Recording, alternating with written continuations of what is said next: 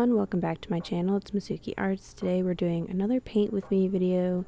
What a shocker, right? I'm doing another paint with me video on my art channel. That's so crazy. And what a surprise, I'm painting another fairy. I hope you guys don't get bored of watching me paint fairies. Hopefully that's like fun to watch how my taste in like clothing and stuff changes, or as far as like how I go about designing outfits and wings and everything for my fairies. Hopefully that's interesting and not like, oh my gosh, she's painting another fairy. But anyways, I've been trying to choose more interesting poses for my characters lately, and this one I decided to draw like she was hovering or something, or like fluttering midair. I don't know if that makes any sense, but I think you get what I mean. And I gave her like a pretty basic pattern on her wings, and then like this very handmade looking flower petal dress, and I tried to make it look like her hair was like, you know, wild and free, so to speak, because I love drawing curls. Curls are so much fun, and I liked like adding weight to it, if you will, like making it look like it's quite heavy. It's pulled downwards with her pose, if that makes sense. You'll see off to the side on the paper there's several little accessories that I'm gonna like cut out. Some of them I did not end up adding to the painting, and I do this like every single time where I think I'm going to have more room than I actually do on the final piece, because for those of you unfamiliar, I like collage my paintings.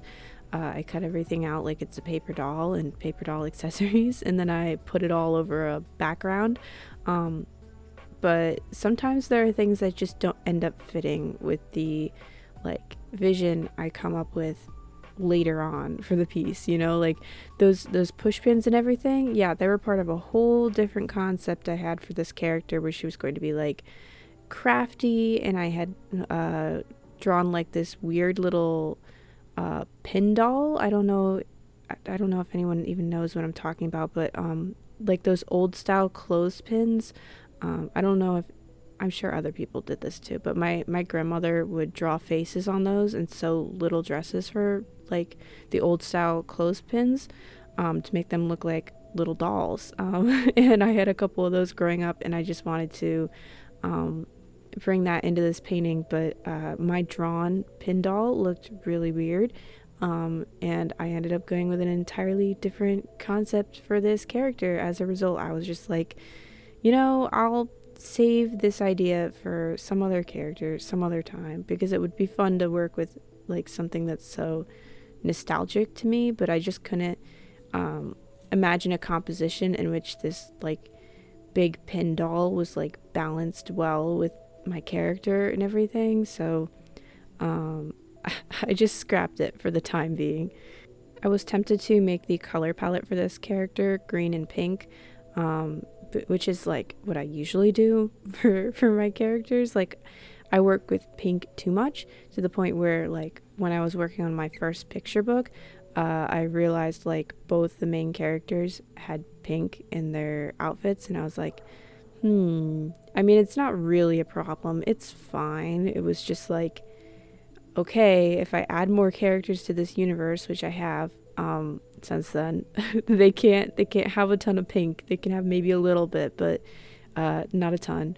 Anyways, so for this character I ended up using this green, of course, but then I also went with this rich purple, because I just thought, you know, she has this flower petal skirt, and there are lots of different kinds of purpley flowers that'll be blooming soon, hopefully, well, more likely in April, I guess. But I had purple on the brain because of that.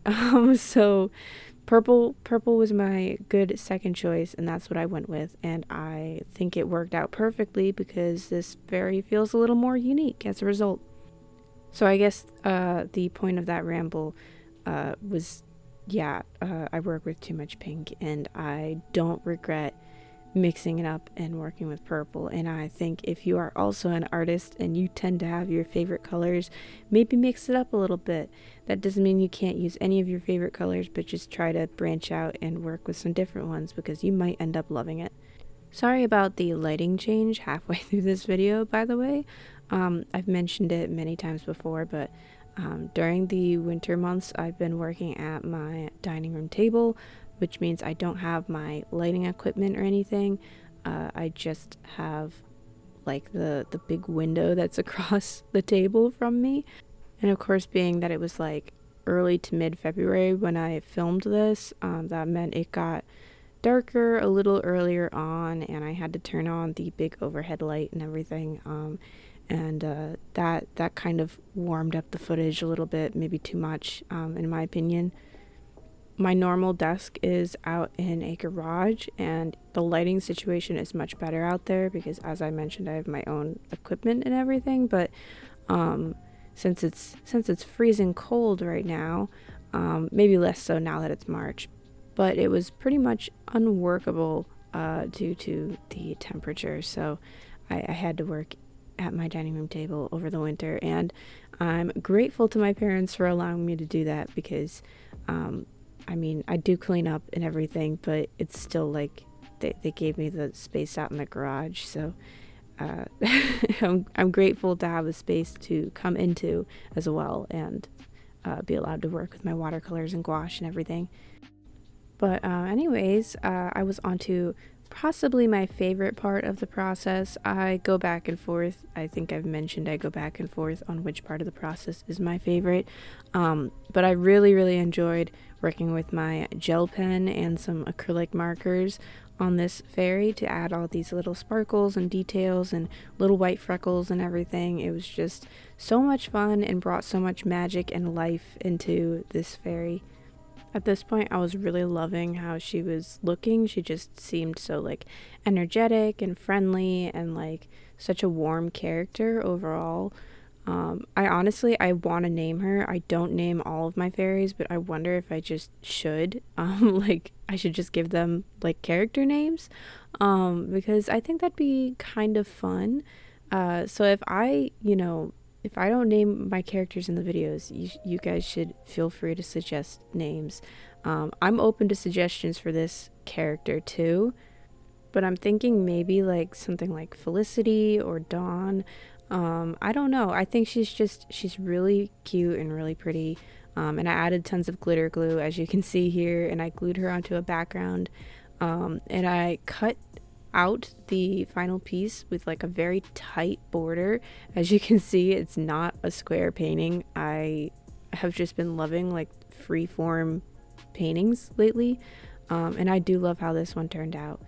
Real quick before I end the video, I want to give a shout out to my Ko-fi supporters. So thank you so much to Ashley, Savvy, Tiffany, and Lilycorn. Your guys' support means the world to me and allows me to keep making videos just like this one. If you'd like to join my Ko-fi page, there will be a link in the description box down below where you can get all these benefits and so much more.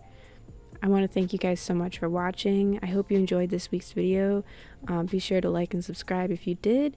Let me know what you guys are working on, and I'll catch you guys next time. Bye!